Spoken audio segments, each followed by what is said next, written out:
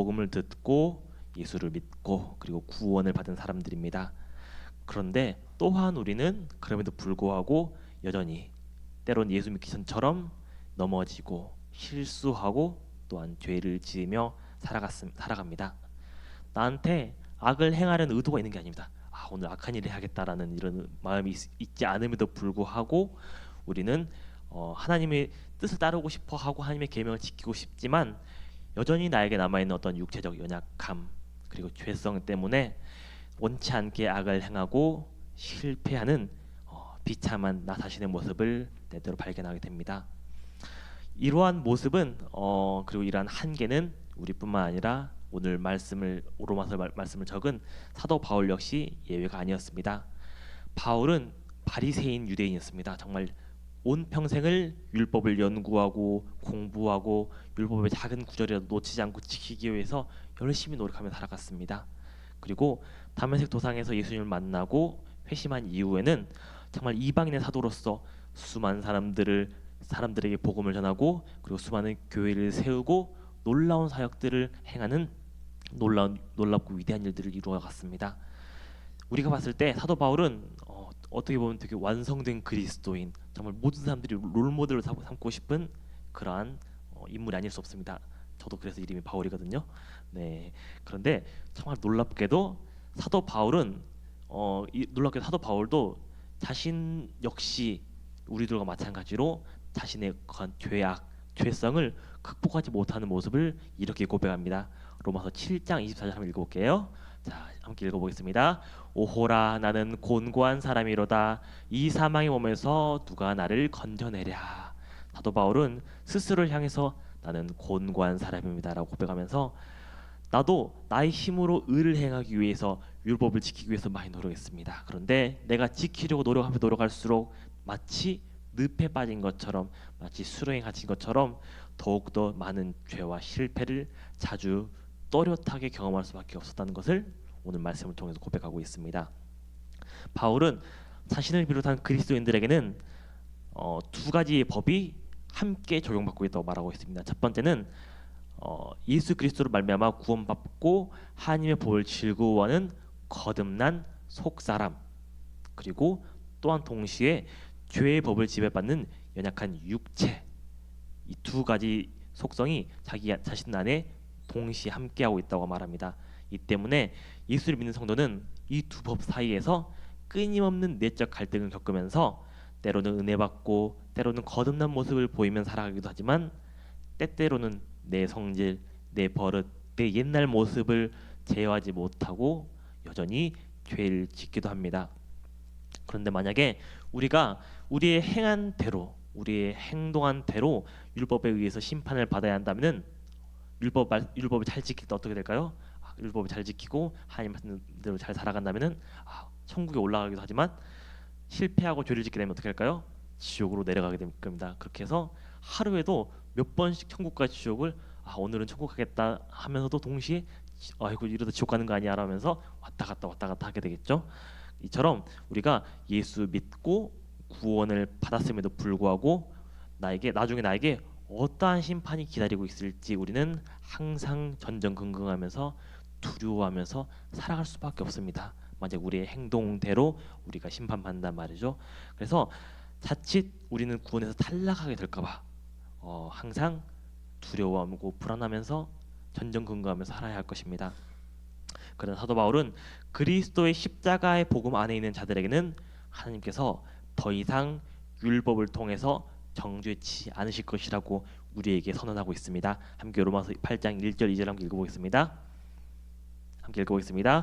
그러므로 그리스도에게는 결코 정죄함이 없나니 이는 그리스도 예수 안에 있는 생명의 성령의 법이 죄와 사망의 법에서 너를 해방하였음이라. 아멘. 하나님께서는 예수 안에 있는 우리를 결코 죄에 있다고 정죄하지 않으실 것이라고 선언하십니다. 심지어 내가 죄를 짓는다고 하더라도, 내가 잘못한다 하더라도, 내가 실패한다 하더라도 나를 죄인으로 판단하시거나 심판하시거나 버리시지 않으실 것이라고 우리에게 말씀하고 계십니다. 여러분 얼마나 큰 은혜이고 얼마나 큰 복음입니까? 원래 하나님의 공의는 죄 지은 자는 그 죄의 대가로 인해서 사망에 이르게 하시는 것입니다. 그리고 의로운 자에게는 상 주시고 그리고 악한 자에게는 심판하시는 것. 어떻게 생각하면은 당연한 것이기 때문에 모든 사람들이 동의할 것입니다. 그래서 하나님께서는 선한 것과 악한 것을 구분하고 가르는 기준으로서 우리에게 율법을 주시고 율법을 따르는 자들은 의롭다라고 하시고 율법을 거역한 자들에게는 죄 있다라고 하셨습니다. 율법 자체는 우리가 선한 삶을 살아갈 수 있도록 선한 목적에서 우리에게 주어졌습니다. 하지만 문제는 율법이 아니라 우리에게 있습니다. 그러나 우리가 그런 율법을 따르기엔 너무 연약하기 때문에 사람 그 누구도 율법을 지키지 못하게 되면서 모든 사람들이 죄인이 되어버렸고 그렇기 때문에 그 모든 사람들이 죄의 대가로 사망에 이르게 하는 생명의 법이었던 율법이 죄와 사망의 법이 되어버린 것입니다. 누구 때문에요? 우리들의 연약함 때문에, 우리들의 죄성 때문에. 그래서 율법은 우리를 의롭게 살아가게 하는 본래의 목적, 의의 법으로서의 그 목적을 완전히 실패하게 된 것입니다. 우리 때문에요. 하지만 하나님께서는 율법이 실패한 그 일, 곧 우리를 의롭게 하시는 그 일을 이루어내십니다. 어떻게 하시는지 함께 한번 8장 3절을 읽어보겠습니다. 함께 읽어보겠습니다. 율법이 육신으로 말미암아 연약하여 할 수 없는 그것을 하나님 하시나니 우리 육신이 연약하여서 할 수 없는 일을 하나님께서 하신다고 말씀하고 있습니다. 그렇다면 하나님께서 어떻게 우리를 의롭게 하셨을까요? 그것은 두 가지 방법입니다. 첫 번째는 예수 그리스도를 통해서입니다. 하나님께서는 예수 그리스도를 우리에게 보내셔서 우리의 죄값을 예수님께서 십자가에서 고통과 죽음으로 대신 갚게 하셨습니다. 십자가의 보혈로 우리의 죄를 씻어주시고 예수 그리스도의 의로 우리에게 덧입혀 주시사 우리를 의롭게 하셨습니다. 그리고 두 번째는 성령 하나님 우리에게 보내셨습니다. 성령님 우리에게 보내셔서 우리와 함께 하시고 우리의 삶 속에서 역사하게 하심으로 우리가 하나님 안에서 성화를 이루어 예수 그리스도를 닮는 의로운 삶을 살아갈 수 있도록 하신 것입니다. 본래는 율법은 우리에게 의로운 삶을 요구하고 그 이가 충족되지 못하면은 우리를 정죄하고 우리를 심판했습니다. 그래서 우리는 심판을 면하기 위해서는 내가 직접 이 율법의 요구, 의로운 삶을 살아가는 그 요구를 달성하고 충족하는 삶을 살아야만 했습니다. 그러나 타락한 우리의 능력으로는 도무지 달성할 수 없는 요구였기 때문에 달성할 수 없는 것이었기 때문에 하나님께서는 예수 그리스도의 대속 그리고 성령님의 인도하심을 통해서 율법의 요구를 대신 충족시키셨던 것입니다. 함께 로마서 8장 3절에 4절 읽어보겠습니다. 곧 죄로 말미암아 자기 아들을 죄 있는 육신의 모양으로 보내어 육신의 죄를 정하사 육신을 따르지 않고 그 영을 따라 행하는 우리에게 율법의 요구가 이루어지게 하려 하심이라. 아멘. 하나님께서는 이제 우리를 안 지키면 죄와 사망이 뒤따르는 율법에서 해방시키셨고 그리고 용서와 사랑과 생명을 주시는 성령의 법 안에서 살아가게 하신 것입니다. 그렇기 때문에 사도 바울은 로마서 8장 2절에서 이렇게 말하고 있습니다. 함께 읽어보겠습니다. 이는 그리스도 예수 안에 있는 생명의 성령의 법이 죄와 사망의 법에서 너를 해방하였습니다. 아멘. 이제는 더 이상 율법 곧 죄와 사망의 법으로 변해버린 이 율법이 더 이상 우리에게 적용받지 않고 오직 그리스도 예수 안에 있는 예수 그리스도의 대속과 성령님의 인도하심의 그 법이 우리의 삶을 이끄시고 인도하시고 자유케 하시고 생명을 주실 것이라고 사도 바울은 이렇게 말하고 있습니다. 여러분, 이것이 예수 그리스도 안에 있으면서 우리가 누리는 복음, 복된 소식입니다. 우리는 더 이상 나의 죄로 인해서 내가 구원받지 못할까 두려워할 필요도 없고 나의 실수로 나의 실패로 하나님께 버림받을까봐 염려할 필요도 없습니다. 왜냐하면 위와 같은 생각들은 곧 율법 그러니까 죄와 사망의 법 아래 있을 때 그때 우리가 해당되는 것이고 우리가 그때 적용받는 것이며 이제 우리는 생명의 성령의 법 안에서 우리를 끝까지 포기하지 않으시고 아무 대가 없이 용서하시는 하나님의 사랑을 누리며 살아가기 때문입니다. 누구 안에 있을 때요? 예수 그리스도 안에 있을 때 우리가 이러한 복음의 특권을 우리가 누리게 되는 것입니다. 그런데 우리가 이때 놓치지 않아야 될 중요한 것이 한 가지 있습니다. 그것은 뭐냐면은 우리가 생명의 성령의 법 안에 살아가기 위해서는 예수 그리스도를 믿는 것 첫 번째죠. 예수 그리스도 믿는 것, 그러니까 예수 그리스도의 십자가의 보혈로 하나님께서 우리를 용서하신다는 것을 첫 번째 믿고, 또한 성령 하나님께서 내 안에 계시면서 나를 의의 길로 인도하신다는 것, 이것 또한 우리가 믿어야 합니다. 이 두 가지를 우리가 동시에 믿을 때 우리는 생명의 성령의 법 안에서 살아갈 수 있는 것입니다. 이 두 가지는 함께 가야 합니다. 예수 그리스도의 계속 성령의 인도하심, 이 두 가지는 항상 함께 가야 합니다. 우리가 만약에 이 둘 중 한 가지를 놓치고 한 가지만 가지고 가게 된다면은 그때부터는 모순과 문제에 빠지게 됩니다. 어, 예를 들어서 만약에 우리가 예수 그리스도의 대속을 믿는데 성령님의 인도하심을 받지 않는다고 하면 어떤 일이 일어날까요?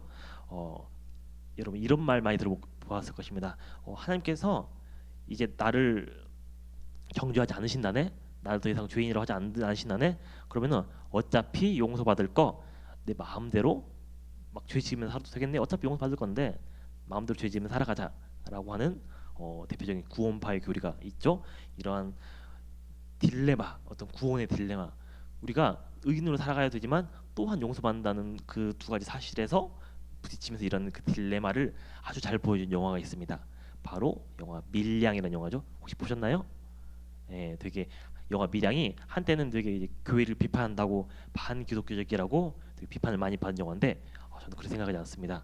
밀양만큼 되게 기독교 영화가 없습니다. 왜냐면은 이 딜레마를 굉장히 정확히 꿰뚫고 꼬집고 있는 영화가 바로 밀양이기 때문이죠. 한번 보시기 바랍니다. 네, 실제로 하나님의 죄 용서하심을 아전인수식으로 해석해서 악한 행동으로 다른 사람들에게 상처를 주고 난 어차피 죄 용서 받았으니까 마음도 편안하고 당당하다라고 말하는 또 뻔뻔한 행동을 하는 사람들도 분명히 존재합니다. 네, 영화 밀양 보면 그런 내용이 나오거든요. 어떤 엄마가 아이를 데리고 밀양으로 이사했습니다. 그런데 거기서 이제 사람들의 소개를 받아서 교회에 나오게 되는데요. 어느 날 아이가 유괴를 받아서 죽게 되었어요. 그래서 이 아이를 죽인 범인이 누군지를 막 찾아보다가 알고 보니까 교회 사람이 자기 아이를 납치해서 죽인 거예요. 그래서 이것 때문에 너무 마음이 아파서 힘들어하다가 교회 사람들의 어떤 조언을 받아서 이 아이를 죽인 이 범죄자를 용서하겠다고 교도소까지 찾아가서 당신을 용서합니다라고 고백했는데, 그 교도소에 있던 그 범죄자가 전 용서받았기 때문에 마음이 편안합니다라고 이렇게 고백하는 것 때문에 이 엄마가 그런 모습을 보고 너무 분노가 치밀어서 그때부터는 교회에 대해서 이렇게 나쁜 일을 하면서 이제 린치를 가하는 그런 영화입니다. 여러분, 이처럼 우리가 성령의 인도하심, 예수 그리스도의 죄 용서하심을 함께 가져가지 않으면은 이 범죄자처럼 하나님께서 어차피 용서하실 텐데 나는 편안하고 당당하다라고 주 앞에서 뻔뻔한 행동으로 나아갈 수 있는 것입니다. 하지만 여러분, 이것은 결코 옳은 모습이 될 수가 없습니다. 여러분, 구원받고 중생한 사람은, 예수 그리스도의 구원받고 그 죄 씻음 받음으로써 중생한 사람은 성령 하나님께서 그 마음속에 항상 함께 하시면서 그를 의의 길로 인도하시기 때문입니다. 성령께서 역사하시면서 성령의 인도하심, 이끄심을 따르면서 사는 사람들은 때때로는 그 육신의 연약함 때문에 넘어질 수도 있고 때로는 좌충우도 할 수도 있지만 그 마음 속에 악하고 교만한 생각을 품으며 살아갈 수 없습니다. 예수 그리스도의 죄 용서하심을 그런 식으로 아전인수적으로 해석하면서 뻔뻔하게 살아갈 수 없는 것입니다. 하나님께서 용서하실 것이니까 죄 짓고 자기 마음대로 살아가겠다고 생각하는 사람, 남들에게 상처 주고도 사과하지 않고 회개하지 않고 당당하게 살아가는 사람은 자기 입으로는 예수 믿는다고 고백하고 성령의 인도를 따라 살아간다고 고백할지는 몰라도 그 안에 성령의 증거하시는 역사를 찾을 수 있다고는 확신할 수 없을 것입니다. 사도 바울은 오늘 본문에서 성령을 따라가는 삶이 그리스도인에게 얼마나 중요한지를 선포하고 있습니다. 함께 로마서 8장 5절, 7절, 9절 함께 읽어보겠습니다. 함께 읽어보겠습니다.